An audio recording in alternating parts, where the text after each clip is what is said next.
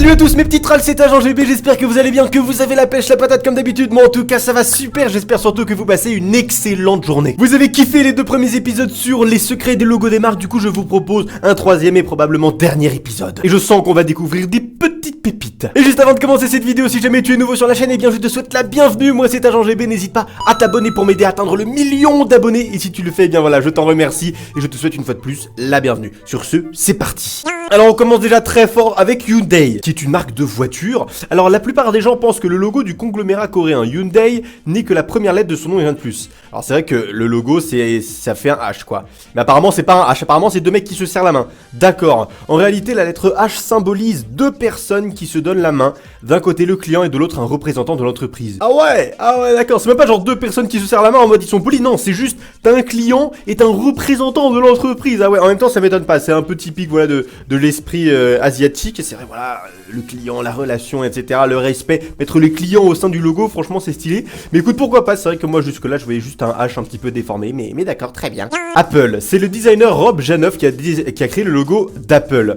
J'ai acheté un sac de pommes et les ai mises dans un bol. Je les ai dessinées pendant une semaine. Oh, une semaine pour dessiner une pomme, en essayant de simplifier les détails. La morsure dans l'un des fruits est une expérience. Par pure coïncidence, le mot morsure, en anglais bite, est aussi un terme lié à l'informatique. Ah ouais, génie!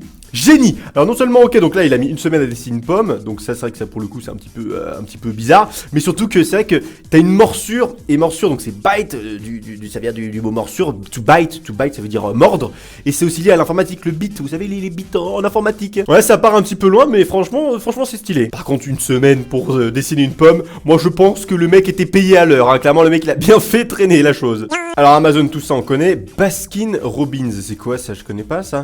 Je ne connais pas cette marque, c'est le nombre de parfums que l'on trouve traditionnellement 31, ah ouais, Baskin Robbins BR 31, apparemment il y a 31 parfums, d'accord, donc c'est un magasin de parfums, d'accord, très bien. Alors Toyota on connaît, Continental fabrique des pneus, si tu te concentres sur le C et le O, tu verras qu'ils forment une roue en perspective. C et le O, ah oui, c'est bon, je la vois, mon dieu, c'est vrai, regardez ça. Ça c'est le pneu, regardez ça. Ça c'est l'extérieur de la roue. Là on a le contour de l'intérieur et l'intérieur avec l'enjoliveur. Ah ouais, bien. Ah ouais, c'est vrai que ça fait un pneu. C'est vrai qu'au début j'étais en mode, alors c'est vrai qu'autour du haut, effectivement ça fait une roue. Mais encore non, c'est le C qui forme le contour de la roue. Ah ouais, ah ça c'est stylé pour le coup. Ça c'est pas mal, effectivement là on voit bien une vraie roue avec surtout les pneus quoi, le pneu. Pas mal. Alors Pinterest, le logo de Pinterest, site internet permettant de collectionner des images et de les punaiser sur un mur personnel, représente justement ce principe, une punaise dont la partie supérieure en forme de la lettre P. Ah ouais, ah oui, bien, effectivement. Regardez ça, Pinterest, le logo de Pinterest, il y a une petite punaise dans le P de Pinterest. Pas mal du tout. Beats, la lettre B, alors c'est vrai que je connais pas. Ah si, Beats, oui, c'est les écouteurs, oui, c'est vrai que j'en ai pas, mais voilà. La lettre B se trouvant dans le cercle rouge à la forme d'un casque audio vu de profil, sachant que le cercle représente une tête. Ah oui, regardez ça, le gros rond ça représente la tête et le B ça fait des écouteurs qui ont la forme du casque Beats. Alors c'est vrai que c'est...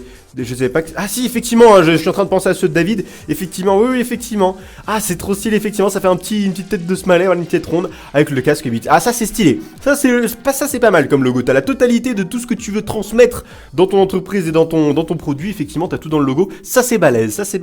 Alors Toblerone, ça on connaît, hein. Voilà, l'ours, ça va là on le voit clairement, ça a été remis en rouge. Evernote. Ah oui, alors ça c'est un site, oui, effectivement, pour les notes. Alors, l'éléphant est souvent crédité d'une très bonne mémoire. Il est démontré que cet animal peut se souvenir des visages et d'événements. Ce qui explique le choix du logo dans cette application informatique de stockage d'informations à l'aide de notes. De plus, si tu te concentres sur l'oreille de l'éléphant, tu verras qu'elle est repliée comme un cône de page d'un livre pour se souvenir de où on en était.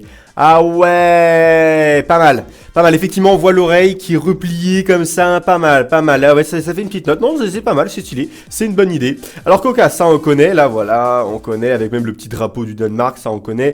Alors le sigle du bouton commande sur Mac Apple, alors c'est vrai que celle-là elle est sur le clavier, ce petit logo. Alors si vous pensez voir une fleur, un trèfle ou même un symbole hashtag stylisé, sachez que vous avez tout faux. Il s'inspire du symbole indiquant des lieux historiques remarquables sur les routes des pays scandinaves. Pourquoi ? Probablement parce que ce symbole indique à la base quelque chose qui comporte un certain intérêt, ou parce que l'équipe de Steve Jobs l'a trouvé joli à l'époque, allez savoir. D'accord, ah ouais les mecs ils vont pas se pouler. La chauve-souris de Bacardi. Alors Bacardi c'est une marque d'alcool, de rhum pour être plus précis. La légende raconte que c'est la femme du créateur qui aurait vu une chauve-souris voler dans la distillerie, qui aurait interprété ça comme un signe, et elle aurait voulu en faire le symbole de Bacardi. D'accord, très bien. Aussi, il faut savoir qu'à Cuba, pays d'origine du Bacardi, le petit animal volant est symbole de santé, de chance et de cohésion.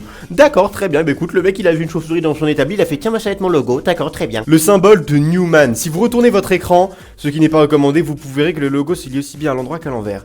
Newman. Ah ouais! Ah c'est stylé ça! Alors ça je sais plus comment ça s'appelle, mais je sais qu'effectivement les trucs qui se lisent d'à l'endroit à l'envers, je sais plus comment ça s'appelle, c'est hyper impressionnant. Mais ça porte un nom, voilà, si vous vous en souvenez, mettez-le dans les commentaires, parce que je me souviens plus comment ça s'appelle. Nestlé. On va pas s'étendre sur le symbole, ni même ni dans le logo Nestlé. Nest. Nest signifie ni en anglais. What? Ah ouais, Nestlé! Nestlé, il y a Nest dans le nom. Ça fait, bah, du coup, ni. Ah mais c'est des génies, ce genre de marque je vois depuis que je suis né. Nestlé, en plus il y a même le logo, il y a même un nid. Nestlé, j'avais jamais tilté que Nest pour nid. Magnifique. Alors par contre, effectivement ça c'était le premier logo avec 3 bébés, et là il n'y en a plus que 2. Vous vous demandez peut-être pourquoi le logo est passé de 3 bébés oiseaux dans l'ancienne version à 2 dans la version actuelle. Il est passé où le dernier petit oiseau? Le logo a simplement été modifié pour correspondre au nombre moyen d'enfants par foyer, qui est passé de 3 à 2. What? Mais ils vont trop loin les gens. Ah ouais c'est vrai qu'avant le nombre d'enfants par moyen par foyer c'était 3 effectivement. C'est vrai qu'avant il y avait beaucoup plus d'enfants par foyer.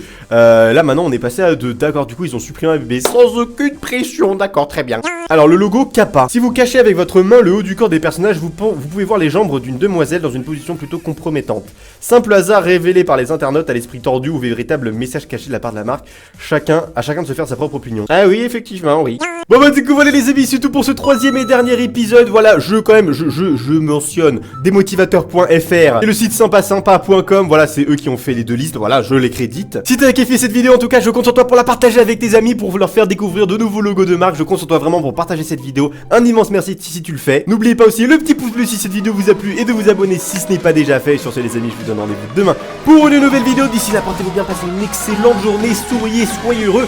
High five!